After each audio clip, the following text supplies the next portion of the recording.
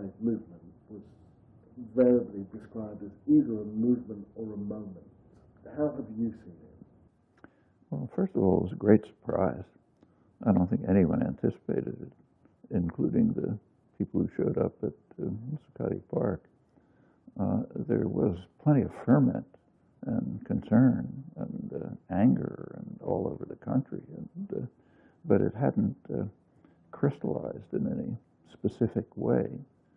The Occupy movement just lit a spark, and it took off in a way which I don't think anyone anticipated. I certainly didn't.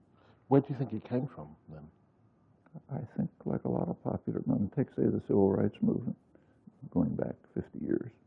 Where did it come from? Well, you know, a couple of black kids sat in at a lunch counter in Greensboro, North Carolina. When they were arrested, more came. But that's the way movements start. There are many aspects to the Occupy movement, strands that should be distinguished. One is calling for change. That's kind of policy-oriented aspect. The other was just a human aspect. I mean, this is a very atomized society. People are kind of alone, you know, not by accident. I mean, from the point of view of power systems, the business or government, the perfect social unit is a dyad, a pair consisting of you and your television set, not talking to anyone else. And the end result is that you have a society of people who are pretty much separated from one another. The Occupy movement changed that. People were coming together. They were forming spontaneously, just creating movements of mutual support, a health station, a library, a forum for public debate and interchange. These are all things that are lacking in the society. I mean, it seems as though that has been the story of the left, certainly in this country, for some time now, a kind of almost homelessness that moves from spontaneous moment to moment. So the demonstrations of immigrant rights in 2005, I think, or even Trayvon Martin more recently, you pointed to a desire to kind of go beyond that atomization to something more group-oriented. But there doesn't seem to be anything that kind of anchors it, keeps it in one place. It always starts over in the beginning. I mean, that's been the story of activist movements almost all my life, I mean, since the, say, 60s. It was different before for one fundamental reason. You had continuing institutions up through the mid, 1930s. Almost anything that was going on was connected in some fashion or other to the Communist Party. In the 1960s, normally apathetic and passive sectors of the population, kind of what are usually called the special interests, began to become organized. Special interests turn out to be women, minorities, the young, the old, workers, farmers, in fact, the population.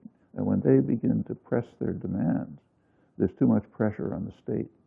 The state can't respond to all these demands.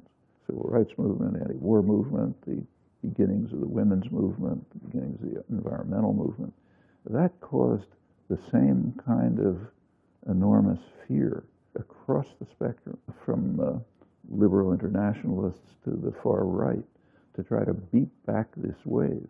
And since then, there has been, again, very large-scale, coordinated, planned efforts to try to restore people to apathy and obedience. And this time it hasn't worked. So if you look at the period since the Occupy movement, activism has in fact grown. But you're right that it hasn't found a home. Everything starts from zero. So there's no kind of institutional memory of how to organize a demonstration or have a meeting, or everyone has to learn everything anew all the time. And that seems like a problem. Oh yeah, it's a problem for popular democracy. It's not a problem for, to use the imagery of the Occupy movement. It's not a problem for the 1%. That's what they want. Huge efforts to try to atomize the society were able to be implemented by economic changes that made it possible. That's the huge increase in financialization of the economy, the offshoring of production, the sharp increase in cost of elections, which drives both parties deeper into corporate pockets and so on. A lot of developments. These developments are all in parallel and interact, and it leads to what you described, as you say, no continuity, no organized base. One thing that didn't happen, which did happen with earlier repressions, is destruction of the left. Didn't happen, but it scattered it and atomized it. So it does go from issue to issue, very issue-oriented. So the nuclear freeze movement, the women's movement, the global justice movement, environmental movement, but they don't interact. And one part of the population is dramatically left out of that. That's showing up in the current election, the white working class. The Democrats by now have virtually abandoned the white working class because you'd have to approach them on economic issues. They don't do that because they've moved pretty far to the right themselves. You can see it with Obama. I mean, what happened with Obama is extremely interesting if you look closely. If you take a look at his campaign, there were some phrases, but very little content. So, hope and change. I mean, McCain said hope and change too, but wasn't as convincing. And people latched onto it. I was very angry about things happening in the country. So people, economic, war, and so on, and invested a lot of hope and energy into it, and were naturally disillusioned. And that's part of the problem that Democrats face since. The unions put out a lot of effort into getting him elected, huge efforts, including the white working class unions, because he made some promises. One promise was EFCA went out the window immediately.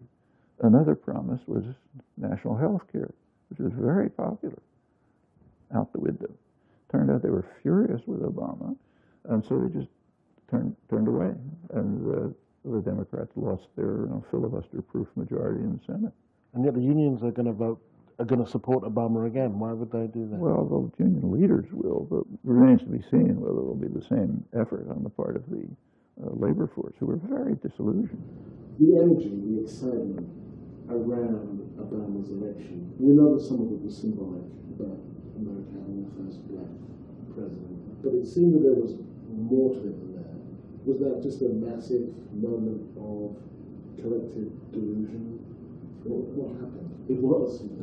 Pretty much. Elections in the United States are extravaganzas organized and run by the public relations industry. Well, they have basically two goals. One goal is to undermine markets. The other goal is to undermine democracy. You can pretty well predict the policies of an administration just by looking at the distribution of campaign financing. It's true in Europe too, but much more so here. So why would finance capital prefer Obama to McCain? And would they prefer Obama to Romney? They did prefer Obama to McCain. That's clear. You take a look at the financing. But why? Because they thought he'd do the job for them better. Did he? He didn't disappoint them. The financial institutions were pretty happy with it. Now, of course, if you're rich and powerful, you never have enough. You always want more. So they want even more. And they can get even more, they think, from the far right. So my guess is we'll continue to see more heavy financing for Romney than Obama from these groups. They basically got what they wanted, but we want more. So who is going for the white working class? Where should they go? Well, what's interesting, what's happening, pretty much since the 70s, since Reagan particularly, the Republican Party, which used to be a political party, has pretty much abandoned any pretense of being a normal political party. It's kind of more extreme than the old Communist Party. They are in service to the rich and the powerful, period. You take a look at the Republican candidates, congressmen, you've got to repeat the catechism. And it's all service to the rich. A dramatic case of it is the Paul Ryan budget. So why would the white working class support? Okay, but, well, why? That's an interesting story. You can't get votes by saying we work for the rich. So you have to get votes in some other way. So what they've done is natural. They've focused on issues that were always part of the kind of background of American society, but were never really used for political mobilization before, of what are called values. The United States is an extremely religious society. Actually, England is pretty much off the spectrum, but the United States totally. But it was never much of an issue in electoral politics before. Now it's a central issue. Everyone has to be, and particularly the Republicans, a militant Christian. Other themes that nobody wants to talk about is just plain racism. So for the white working class, policies that were instituted in the 1960s, busing was a tremendous blow to the white working class. Busing was intended to break down segregation in the schools, but if you look at the way it was applied, what it amounted to, I won't say consciously, but in practice, was setting one oppressed population against another. Take, say, Boston, where we are, as an example. Say an Irish telephone lineman who would work for years to buy himself a small house somewhere and have his kids go to a decent school. All of a sudden, his kids were being sent to the slums, and black kids from the slums were being sent to his neighborhood school. They hated it, and it showed up right away. Race riots, anger, fear. Not necessarily only through racism, though, right? Actually, I mean, there would be ground for resentment. That's right. Incidentally, same with rights for women. That was regarded by white working class males as a real threat. A lot of this stuff converged. Now, the way it would have been possible if for the Democrats, let's say, to organize the white working class if they pursued economic issues. Here's what we're going to do for you. But they don't do that because they're just a little behind the Republicans and dipping into corporate profit pockets. In which case, then maybe when the Republicans go for values, and maybe they're not really hoodwinking people. Maybe if you're a white working class person who sincerely believes that abortion is wrong, or that gay marriage is wrong, you look at the Democrats and think, well, they're not going to give me anything anyway. Right. Why don't I vote for these people who at least... Because those views, even though I disagree with them, and I think you disagree with them, they're legitimate views. The white working class wouldn't be the only group that vote against their material interests. I'm assuming when you vote, you probably vote against your material interests. So why shouldn't they? Where they're being hoodwinked is at another level. Nobody is standing up for their material interests. That's been abandoned. So is there a point in voting Democrat? I mean, are they no better than Republicans? It's a debate that goes on. In my view, who to vote for should be a kind of a 5-minute decision that you make. So, okay, I'll do that, and I'll push the lever. But then you have to go back to the kind of activist work which will create a different country. So, how do we understand the PR machine is still there? Oh, yeah. The undermining of the markets is still there, and yet there is this sudden, unexpected emergence of Occupy Wall Street and its offshoots, both nationally and internationally. Is that people waking up from this delusion? I mean, the sentiments and feelings are there. If something lights a spark that gets people to act, then you get social movements. And then immediately comes the effort to repress them, which is exactly what's happening. But against this machine that you refer to, the attempt to keep us all hoodwinked, there's will, right? There's will. There's human will. So how do you think Occupy Wall Street will play into the American presidential election, or will it happen in some kind of split screen, in some alternative reality? The reality is that it can't materially affect the presidential elections. I mean, to run for president in the United States, as things now stand, you have to have a couple of $1 billion in your pocket. Well, the Occupy movement is not going to have that. They're not going to be able to compete with massive corporate propaganda. Is Occupy Wall Street, where do you see it going? Where do you think it has gone? It's not as prominent, certainly, as it was. What do you think's happened to it, and where do you think it can go? Well, I qualified by saying that my own record of prediction doesn't give me confidence in any answer that I'm going to give, and that goes way back. You just have to see. Things quieted down over the winter.